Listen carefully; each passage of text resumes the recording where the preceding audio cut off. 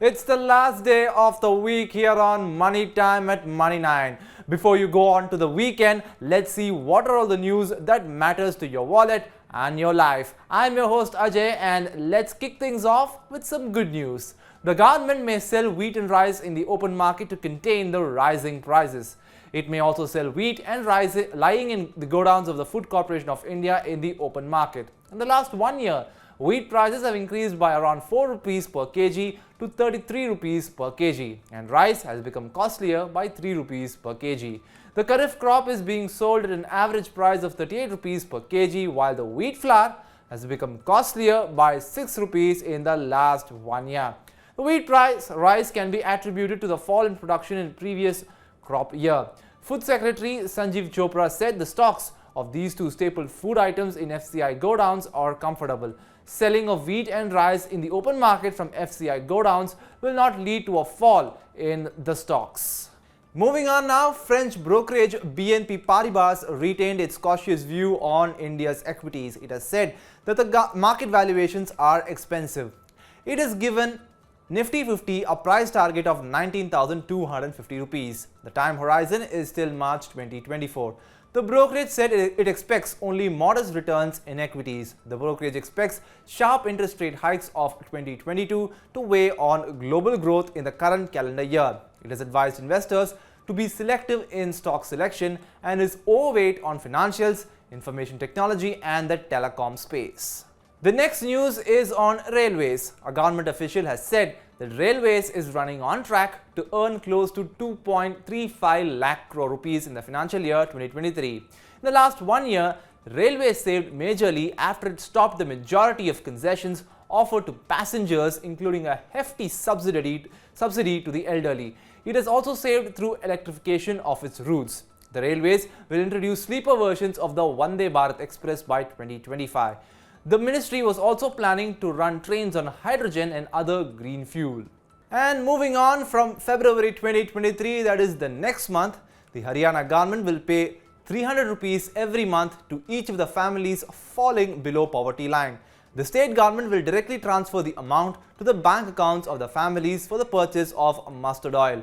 Earlier, the state government used to give mustard oil to BPL families in the state, but from June 2021, it had stopped giving mustard oil. Instead of that, the Qatar-led government started transferring money to the bank accounts of eligible families for the purchase of mustard oil. More than 31 lakh families fall below the poverty line in Haryana. And India's largest NBFC, Bajaj Finance, will increase interest rates on fixed deposits from January 2023. The new rates will be applicable on all deposits opened for a minimum amount of 15,000 rupees to up to 5 crore rupees. You can get as high as 7.85% on FDs of only 44 months with a shadow bank. Senior citizens will get 8.1% on this FD. Apart from this, general citizens can get interest rate of 7.15% on FDs of 1 year. On 5-year deposits, depositors will get 7.6% interest rate.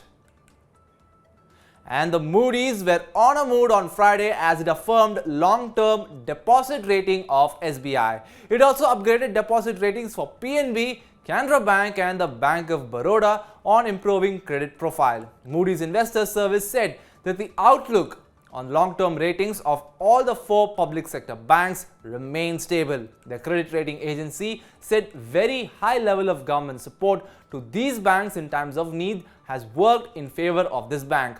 Moody's said the credit conditions in India have gradually improved, retail loans have performed well, and the financial health of corporates too has improved. The US-based credit ratings agency expects the asset quality of banks in India to be healthy over the next 12 to 18 months. Banks have reported healthy profit, which seems sustainable for the next 12 to 18 months.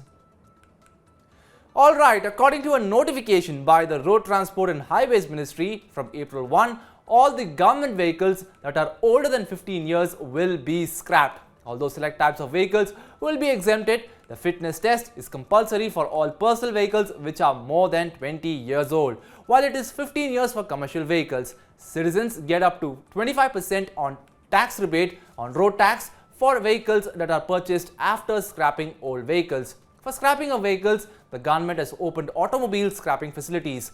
Government's recent measures are expected to help to phase out unfit and polluting vehicles in the country. And speaking of cars and vehicles, the ultra-luxury car maker Bentley on Friday has driven in a new SUV at an ex-showroom price of 6 crore rupees in New Delhi. It has driven in the all-new Bentayga extended wheelbase. Bookings have commenced. The waiting period is around 7 to 8 months. The all-new SUV comes with 4-liter petrol engine and extra space in the rear cabin. The all-new Bentayga extended wheelbase will be the next chapter in the Bentayga story in India. Exclusive Motors is authorized dealer of Bentley cars in India. And we move on to food and beverages. Domino's and Popeyes are coming to your town. Jubilant Foodworks Limited, which holds the master franchise rights to operate restaurants of US-based QSR chains Domino's Pizza and Popeyes, has planned to go deep into India's market. Its plans to open restaurants of these two US-based QSR chains in Tier 1, 2 and 3 towns and go deep into the country. Currently, there are more than 1,701 Domino's restaurants in India and 13 restaurants of US fried chicken brand Popeyes. The move is expected to augment market share of Jubilant Foodworks Limited. And the last one on the cards, as per a survey of the Association of National Exchanges Members of India, stock brokerage firms were investing heavily in their business to make their platforms immune against cyber attacks. SEBI has said that cyber security has become very important in the new age era. And so the work is in progress to bring new cyber security norms. This is expected to make stockbroking businesses more robust against cyber attacks. Well, that's it for today here on Money Time at Money9. Download the Money9 app and stay tuned to Money9 English's YouTube channel. See you again on Monday, and until then, take care and good night.